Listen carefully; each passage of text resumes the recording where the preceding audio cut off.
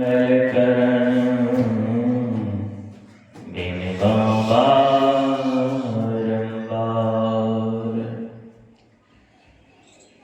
रूप में परमाराध संत सदगुरु महर्षि ब्रह्मन जी महाराज के युगल चरणों में कोटि कोटि नमन।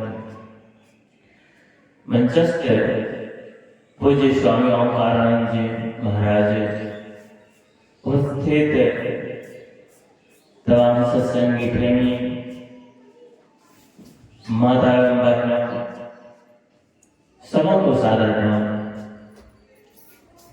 आज हम लोग द्वितीय बाली सत्संग में प्रातःकालीन सत्संग में उपस्थित होकर संत महात्माओं के सत्चर्चा का श्रवण कर रहे हैं। सत्संग योग से पाठ हुआ ध्यान बिंदु उपनिषद, जिसमें कबीर साहब की वाणी हुई, गुरु महाराज के भी पद को सम्मिलित किया गया। कहते हैं ध्यान बिंदु उपनिषद से गुरु महाराज सत्संग योग को 4 भागों में बांटे हैं। भाग प्रथम, द्वितीय, तृतीय और चतुर्थ। भाग प्रथम में गुरु महाराज वेद मंत्र और उपनिषद का मंत्र दिए हुए हैं कि सदियों से हमारा वेद और उपनिषद प्राचीन काल के ऋषि महर्षियों ने भी इस ज्ञान को अपनाया और इसका प्रचार प्रसार किया। वही बात दूसरे पद में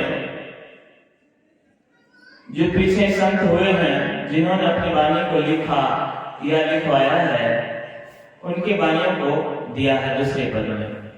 जैसे भगवान महावीर, भगवान बुद्ध, कबीर साहब इत्यादि संतों का नाम है। तृतीय भाग में जो उच्च कोटि के विद्वान जन हुए हैं, उनकी वाणियों को रखे हैं गुरु महाराज। और चतुर्थ भाग में गद और पद दोनों में अपने अनुभव वाणी को लिखे हुए हैं। तो हम लोग प्रथम भाग में सुन रहे थे उपनिषद से ध्यान बिंदु उपनिषद। ध्यान और बिंदु महर्षि पतंजलि ने योग को 8 भागों में बताया है, जिसमें कि 7वां भाग ध्यान है। उससे पहले 6 क्रियाएं होती है, उसके बाद 7वां स्थान जो है वो ध्यान का होता है और 8वां जो है वो समाधि है।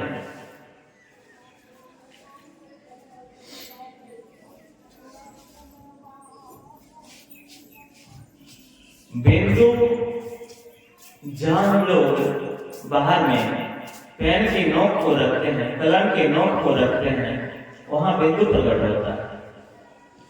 उसी तरह एक बिंदु हमारे और आपके अंदर में भी है, उसे उदित किया जाता है या ध्यानाभ्यास के द्वारा उसे प्रकट किया जाता है। वह बिंदु इतना महत्वपूर्ण बिंदु है कि जिसको उदित हो जाता है वह बड़भागी कहलाता है। कहते हैं वह भाग्यवान है, वह भाग्यशाली है कि जिसको वह बिंदु का दर्शन हो जाता है। वह बिंदु जो है क्या है आपको पता है? वह स्वयं वो आपका आत्मा है। आप अपने आत्मा का दर्शन कर लेते हैं, वो बिंदु आपका आत्मा है, जो सूक्ष्म रूप में वहां आप उसका दर्शन कर लेते हैं। वहीं से सूक्ष्म कहते हैं ना, स्थूल सूक्ष्म कारण महाकारण, वहीं सूक्ष्म में आप प्रवेश कर जाते हैं जब बिंदु का दर्शन होता है।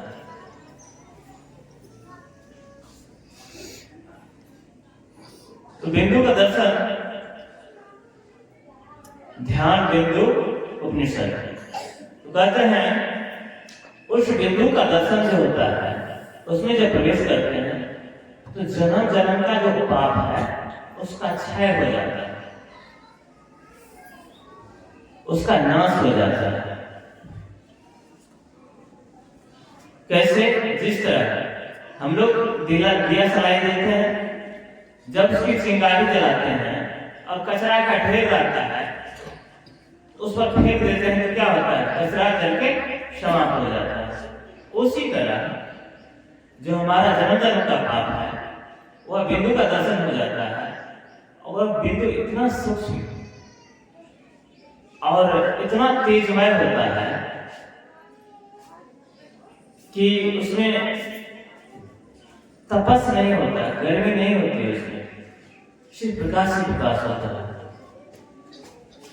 कोट भान छवि तेज उजाली, अलग बार लखी लाग लगी है। सुनते हम लोग आते हैं। कोट भान करोड़ों सूर्य के समान रोशनी वाला होता है। करोड़ों सूर्य जब उदित हो जाए उस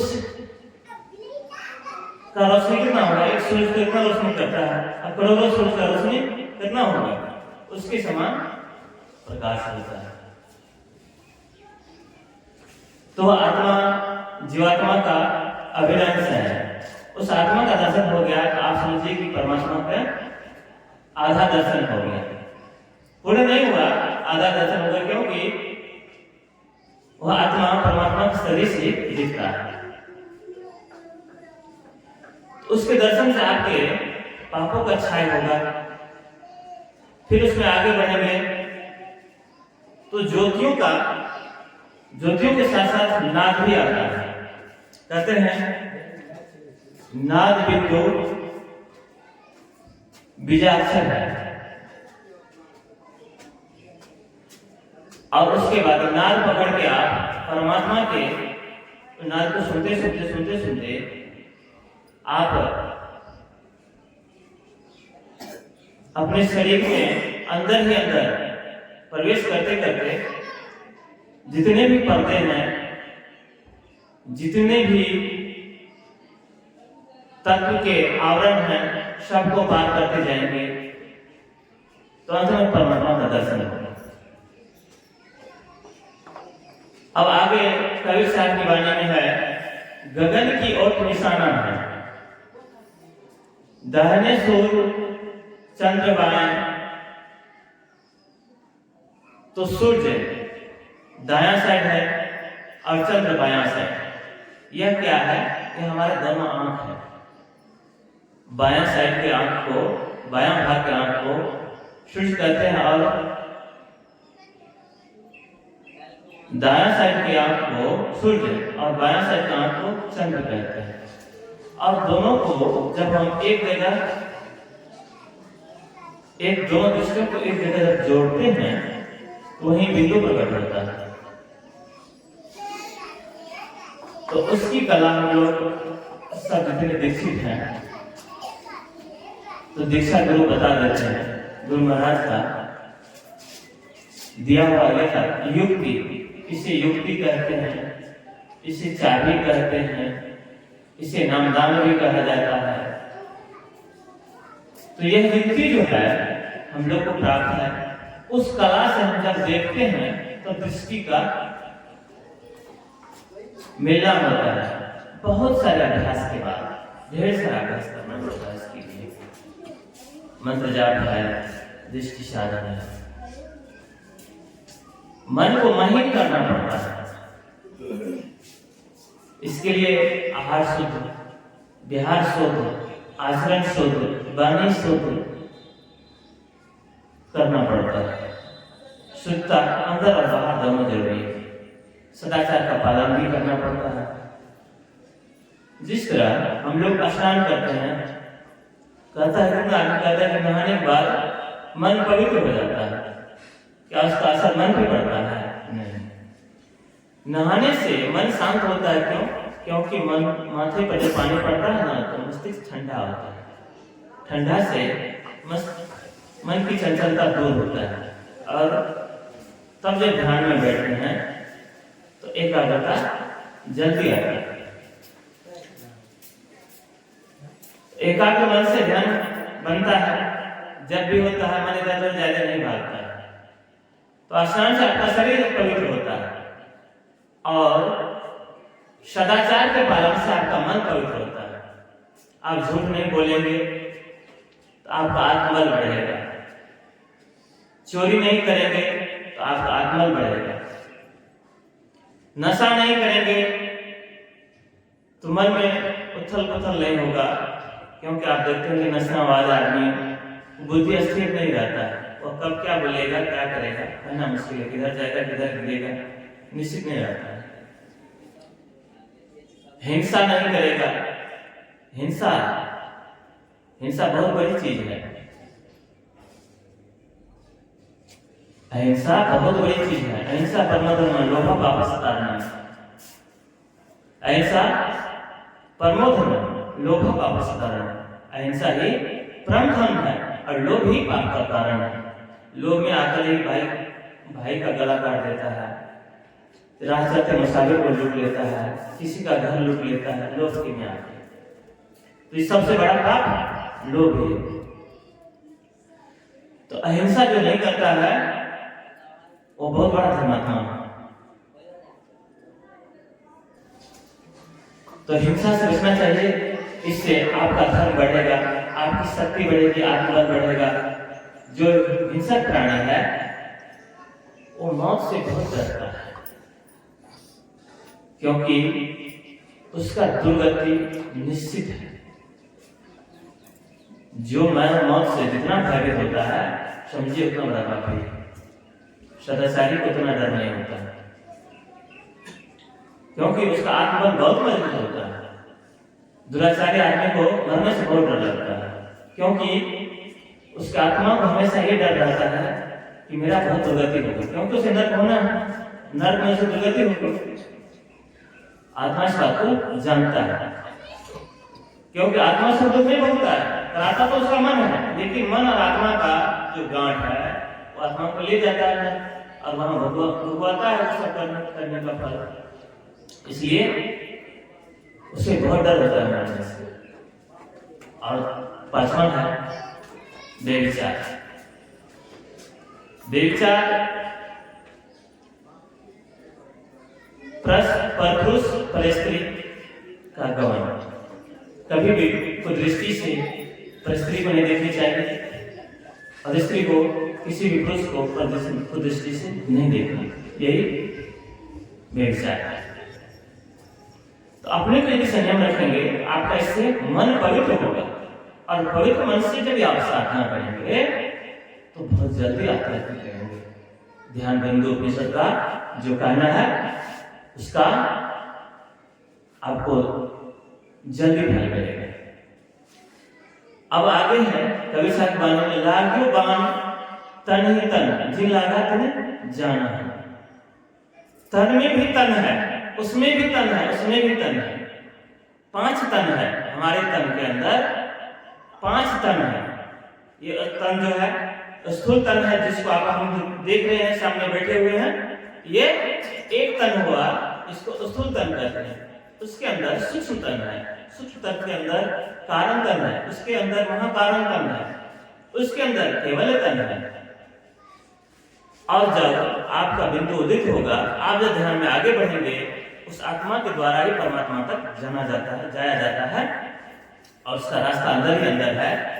और उस तन में प्रवेश करेंगे तो आपका यह स्थूल शरीर छूट जाएगा, आप बढ़ेंगे जाएंगे और सूक्ष्म में प्रवेश करेंगे। जब आप अपने आत्मा को देखेंगे तो सूक्ष्म में प्रवेश कर गए, तो दूसरा तन दिखाई दिया आपका, और उसमें जब और आगे बढ़ेंगे तब आपका कारण तन दिखाई देगा।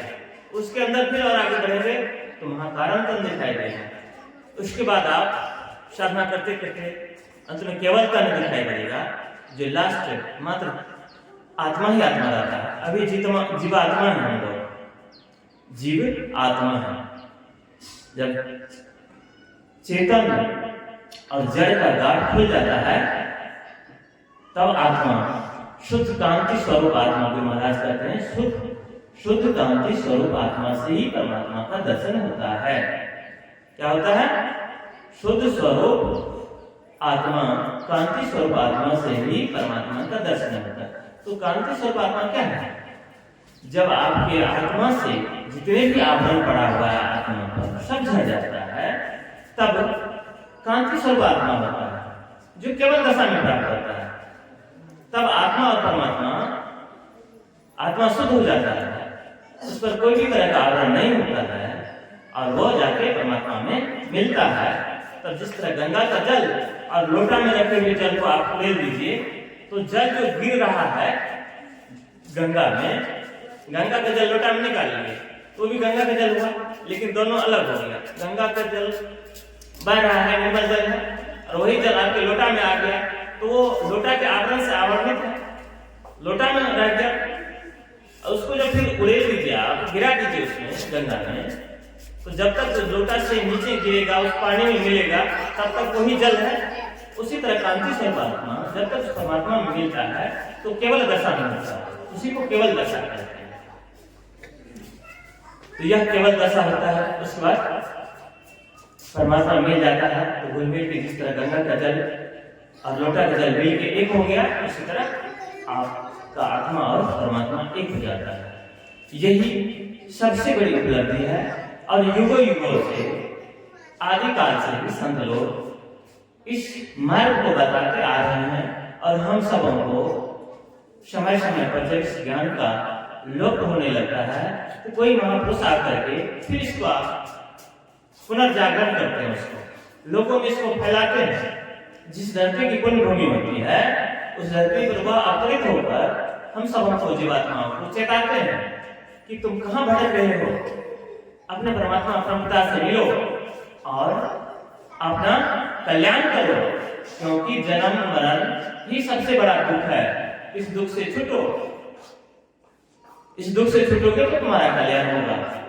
इन्हीं चंद शब्दों के साथ मैं अपनी वाणी को विराम देता हूँ। हमारे बीच बहुत ही बड़े ज्ञानी ध्यानी पूज्य स्वामी ओंकारानंद जी महाराज हैं। हम लोग आपके ही अमृत वाणी से सीखेंगे, समझेंगे और भक्ति मार्ग पर सशक्त होंगे।